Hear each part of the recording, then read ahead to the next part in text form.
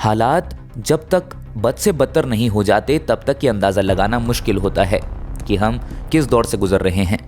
ऐसा ही पिछले साल कोरोना संक्रमण की दूसरी लहर में हुआ था। जब पहली लहर खत्म होने के बाद लोगों ने लापरवाही बरतनी शुरू कर दी थी, तब भी किसी ने नहीं सोचा था कि कोरोना की दूसरी लहर भी आएगी।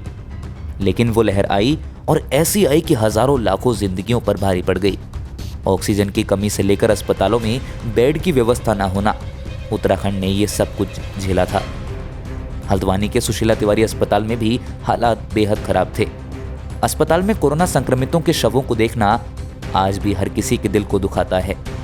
इस बार फिर कोरोना की लहर अनिश्चित तौर तरीकों से प्रदेश में प्रवेश कर गई है।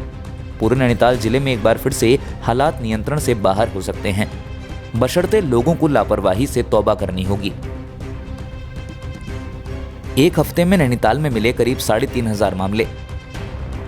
दिसंबर में कोरोना का नया वेरिएंट ओमिक्रॉन साउथ अफ्रीका से शुरू हुआ था। बाद में इसकी एंट्री भारत और उत्तराखंड में भी हो गई, मगर इस वेरिएंट से पहले ही कोरोना का पुराना वेरिएंट एक बार फिर अपने पांव पसारने लगा। इसी वजह से अब नैनीताल जिले में स्थिति लगातार चिंताजनक हो रही है। बता दें, मेडिकल बुलेटिन के अनुसार पिछले 7 दिनों में नैनीताल में 3,476 कोरोना के मामले सामने आ चुके हैं। बुलेटिन पर नजर दौड़ाएं तो संक्रमण के मामलों में वृद्धि अचानक हुई है। पहले तक प्रदेश में 100 मामले भी नहीं आ रहे थे और वहीं अब लगातार 3 से 4,000 मामले प्रतिदिन आ रहे हैं। नैनीताल की बात करें तो 12 जनवरी को 424 मामले सामने आए थे। इसके बाद आंकड़े लगातार बढ़ते चले गए।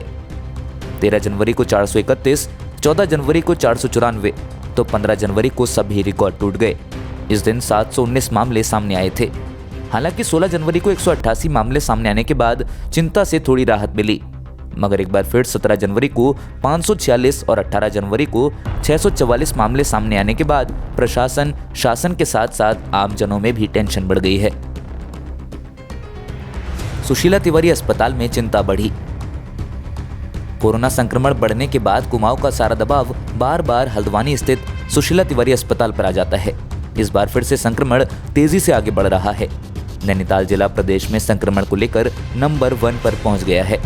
चिंता की बात यह है कि जिले में इलाज के लिए अस्थायी कोविड अस्पताल और डॉक्टर सुशीला तिवारी राजकीय चिकित्सालय भी है, लेकिन यहाँ पर पर्याप्त स्टाफ नहीं है। डॉक्टरों की संख्या आधी भी नहीं है। अगर तीसरी लहर और अधिक प्रकोप फैलाती है तो स्थिति संभालना मुश्किल हो सकता है। जानकारी के अनुसार स्थायी कोविड अस्पताल और एसटीएच में 31 मरीज भर्ती हो गए हैं। हैरान करने वाली बात यह है कि एक हफ्ता पहले तक ये संख्या केवल 7 या 8 तक ही सीमित थी। अब ये संख्या लगातार बढ़ रही है। ऐसे में डॉक्टरों की कमी भारी पड़ सकती है। इसी कड़ी में कॉलेज प्रशासन ने डॉक्टर समेत 72 कर्मचारियों की नियुक्ति के लिए शासन को पत्र भेजा है। गौरतलब है कि स्वास्थ्य विभाग के 10 जनवरी से 16 जनवरी के आंकड़ों के आधार पर संक्रमण दर में प्रदेश में नैनीताल जिला नंबर 1 पर आ गया है। हल्द्वानी में क्या है हालात? हल्द्वानी शहर में कोरोना संक्रमितों की संख्या भी अचानक से बढ़ने लगी है। हो ना हो, लेकिन ये इजाफा एक बड़ी परेशानी को आमंत्रण दे सकता है। हालांकि हल्द्वानी में प्रशासन द्वारा लगातार कड़े कदम उठाए जा रहे हैं। पहले प्रशासन द्वारा भीड़ वाली जगहों पर रैंडम सैंपलिंग करानी शुरू की गई थी। उसके बाद टेस्टिंग को भी बढ़ाया गया।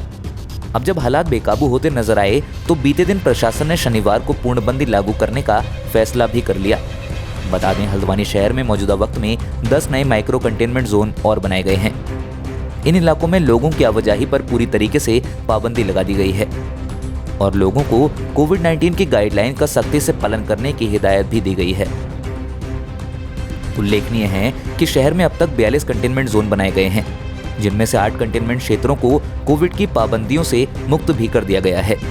इस हिसाब से वर्तमान में शहर में 32 मिनी कंटेनमेंट जोन अस्तित्व में हैं।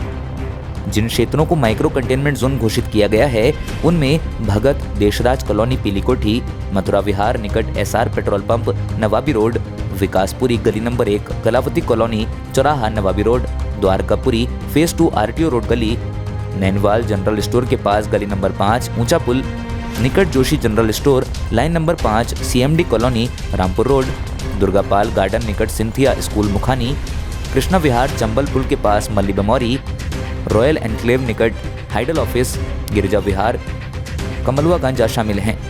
कहना होगा कि अब सतर्कता ही लोगों को तीसरी लहर से बचा सकती है। ऐसे में हम भी आपसे अपील करते हैं कि शासन प्रशासन द्वारा जारी किए गए नियमों के अनुसार ही आप घरों से बाहर निकलें तथा अपना व अपनों का ख्याल रखें।